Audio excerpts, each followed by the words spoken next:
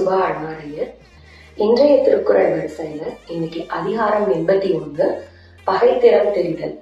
பகையின் திறத்தை அறிதல் வகையில 879வது குறளை பார்க்க போறோம்.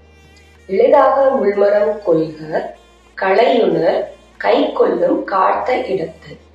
திருவள்ளுவர் சொல்லியிருக்காரு, ஒரு பகை சிறியதாக இருக்கும் போதே அந்த பகையை நாம் ஒழித்து விட வேண்டும். இத அவர் ஒரு முள் மரத்தோடு ஒப்பிட்டு சொல்லியிருக்காரு. முள்மரம் சின்னதாக இருக்கும் போதே அதை வேரோடு பிடுங்கி விட வேண்டும். இல்லை என்றால் முள்மரம் வளர்ந்து பெரிதாகி அதை வெட்டுபவர் கையை வருத்தும்னு சொல்லியிருக்காரு.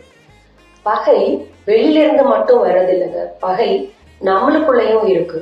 நம்ம கிட்ட இருக்கிற தீய பழக்கங்கள் சில: கோபப்படுதல், பொறாமை குணம் கொண்டுதல், மற்றவர்களை புறம் பேசுதல், தீய பழக்கங்களுக்கு அடிமையாதல், சோம்பேறித்தனம், இந்த மாதிரி நிறைய பகைகள் நம்மளுக்குள்ள இருக்கு. இந்த தீய பழக்கங்கள் வளரும் போதே அந்த தீய பழக்கங்களை ஒழித்து விட வேண்டும். இல்லை என்றால் தீய பழக்கங்கள் நம்மை ஆட்கொண்டு விடும். இதை திருவள்ளுவர் இளைதாக முள்மரம் கொள்க களையுணர் கை கொள்ளும் காத்த இடத்துன்னு சொல்லியிருக்காரு. நன்றி, வணக்கம்.